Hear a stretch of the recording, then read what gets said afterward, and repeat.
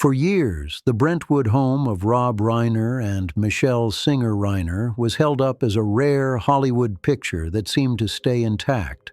A long marriage, 4 children raised together, and a family rhythm that looked steady even when the industry around them never stopped shifting. From the outside, it felt like the kind of stability people want to believe still exists: shared meals, familiar holidays, a life that looked grounded and quiet behind the gates. Then Sunday, December 14th, 2025, shattered that image. Los Angeles authorities responded to the home, and Rob Reiner and his wife, photographer and producer Michelle Singer Reiner, were found dead. Within hours, their son, Nick Reiner, was arrested, and he has since been charged with 2 counts of first-degree murder in connection with their deaths. The shock didn't land like ordinary celebrity news. It landed like a family tragedy, because that's what it is. You're watching The Velvet Spotlight.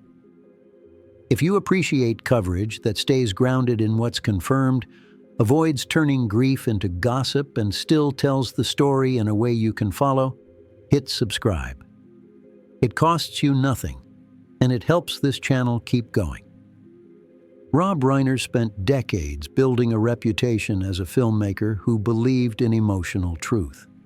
His work moved effortlessly across genres: the razor-sharp comedy of This Is Spinal Tap, the tenderness of Stand By Me, the wit and warmth of The Princess Bride, the realism of When Harry Met Sally, the tension of Misery, and the moral pressure cooker of A Few Good Men.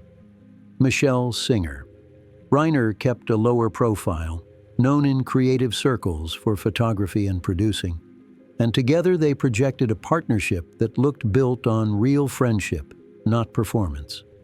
Their family was blended, but publicly it was never treated as separate. Rob had a daughter, Tracy Reiner, from his marriage to Penny Marshall, and he adopted Tracy and spoke about her as his child, without qualifiers. With Michelle, he raised 3 more children, Jake, Nick, and Romy. So the 4 siblings grew up in one household orbit. When people talked about the Reiner kids, they didn't draw lines between adoption and biology. It's also worth remembering what Rob and Michelle stood for beyond their careers. In tributes after their deaths, close friends described them as people who devoted real time and energy to causes bigger than Hollywood, and their friends emphasized how strongly they believed in helping others. That's part of why the grief in the industry has felt personal. People aren't only mourning a director and a creative partner, they're mourning 2 people others leaned on. But inside the family, one storyline carried years of strain and worry: Nick's long battle with addiction and instability. Multiple reports describe Nick Reiner as struggling for years, including repeated attempts at treatment and periods where he didn't have stable footing. Time reported that he has said publicly he went to rehab multiple times and has been homeless, and other reporting described numerous treatment attempts as well. None of that proves any allegation in this case, but it does explain the pressure that can build inside a household over time. Hope, relapse, boundaries, guilt, exhaustion, and the constant question of what help is supposed to look like when nothing stays fixed. Rob didn't completely hide that reality. In 2015, he directed Being Charlie, a film co-written by Nick that drew directly from Nick's experiences. It centered on a young man spiraling through addiction and the parents trying to pull him back without losing him. In interviews around the film, Nick talked openly about arguments with his parents during those darker years, and Rob spoke about the push and pull families face when they follow professional advice but still can't find a path that keeps everyone safe. That context matters because it helps explain why the public is struggling to make sense of what happened next. When families fight a private war for years, the public only sees the calm photo posted on a holiday. Outsiders don't see the late-night phone calls, the empty chair at dinner, the tension hiding behind, "How are you doing?" Then, when something breaks, Everyone wants one clean turning point. Real life almost never gives you that. Still, reports describe a tense stretch in the days leading up to December 14th. Time reported that Nick was reportedly seen having an argument with his father at a holiday party hosted by Conan O'Brien the night before the deaths were discovered. And people also reported that sources described a big fight between Rob and Nick at that party. Sources described Nick as acting erratically, while another person familiar with him said that although he could be self-destructive, they didn't see him as violent. These accounts may be contested later, but they suggest the family entered that weekend already carrying stress that wasn't visible to strangers. Then came the next day. Reports describe a sequence where a massage therapist arrived at the Brentwood home and couldn't access the property, triggering concern that led to a family member coming to check. Tracy Reiner is reported to have arrived, realized something was terribly wrong, and contacted authorities. First responders pronounced Rob and Michelle dead at the scene, and law enforcement began treating the case as a homicide investigation. Police also said they were still working to determine time of death and key details as the investigation moved forward. Later on December 14th, Nick Reiner was located and arrested without incident at a park near the University of Southern California, several hours after his parents' bodies were discovered. Time reported that multiple investigative units were involved in finding him, and officials said details about how he was located would be addressed through the court process. Police declined to say whether he was under the influence when taken into custody, and officials noted that mental health could become a factor addressed as the case proceeds. Prosecutors charged Nick with 2 counts of first-degree murder, and filings include a special allegation tied to the alleged use of a knife.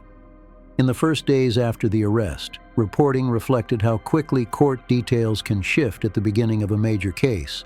Some outlets reported bail set at $4 million, while others reported he was being held without bail as the case progressed. The core fact remains. He is in custody, charged, and the case is now moving through the courts. The Los Angeles County District Attorney has said Nick could face life in prison without parole if convicted, and has also said no final decision had been made about whether prosecutors would pursue the death penalty, noting that family wishes are typically considered in such decisions. Even if prosecutors pursue it, California currently has a moratorium on executions under an executive order, which is separate from what prosecutors can seek in court. Nick appeared in court briefly and agreed to delay arraignment until January 7, 2026, so his defense could review the evidence. His attorney, Alan Jackson, publicly urged people not to rush to judgment, describing the case as involving complex and serious issues that need careful review. In the middle of all that legal language, the family's grief is still the most human part of the story.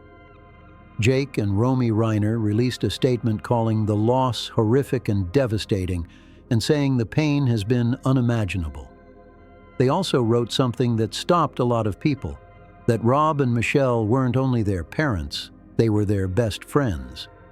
Tracy Reiner, too, spoke briefly to reporters, visibly shaken, describing herself as still in shock and speaking about her family with love. In the days after the news broke, tributes poured in from people who worked with Rob for decades. Friends and colleagues described him as generous, funny, and intensely loyal. The kind of person who remembered your kids' names and checked in when cameras weren't rolling. Those tributes matter because they remind us what gets lost when tragedy becomes content. Real relationships, real history, and real grief that doesn't end when the trending tab moves on. At the same time, the internet did what it always does, turning fragments into theories. That's why I'm staying strict here. If it's not in court filings, official statements, or credible reporting, I'm not presenting it as truth. This case will have evidence, testimony, and timelines. Let that process happen. Because the moment we turn pain into rumors, we risk harming the people still alive and grieving. If you're still here, thank you. And if you want careful updates as the legal process continues, take a second to subscribe so you don't miss the next piece. It's important to separate what's confirmed from what's assumed. Confirmed: Rob Reiner and Michelle Singer Reiner died on December 14, 2025. Confirmed: their son, Nick Reiner, was arrested that day and charged with 2 counts of first-degree murder. Confirmed: the family has asked for privacy. The rest, the full evidence picture, motives, and what a jury will ultimately believe, will be argued and tested in court, not proven by whisper networks. And yet, even without final answers, this tragedy has already forced a wider conversation about what families endure when addiction and instability become a long-term reality. People sometimes assume that fame and money make problems disappear. Stories like this show the opposite. Resources can buy treatment and privacy. They cannot guarantee safety. They cannot guarantee healing. And they cannot magically translate love into the exact form someone needs when a crisis is pulling them under. For fans of Rob Reiner's work, the heartbreak has another layer. His films often explored the fragile line between humor and pain, and the way ordinary people try to do the right thing even when the world is messy. It's haunting that the man associated with so much warmth ended up at the center of a story that feels like the darkest version of what his movies tried to protect. A family pulled apart by forces no one could fully manage, and an ending that offers no comfort and no easy resolution. For the children left behind, Tracy, Jake, Nick, and Romy, this is not a headline that fades. It is a permanent before and after. And for anyone watching, it's a reminder that love can be real and still not be enough to solve a crisis alone. If you or someone you care about is battling addiction or a mental health emergency, please reach out to local support services, a trusted clinician, or an emergency hotline in your country. Asking for help isn't weakness, it's survival. As the court process continues, I'll keep covering what's confirmed, what's alleged, and what's still unknown, without turning real grief into entertainment. Drop your thoughts in the comments, but keep them respectful. If this story made you think, hit like, subscribe, and stay tuned for more from the Velvet Spotlight.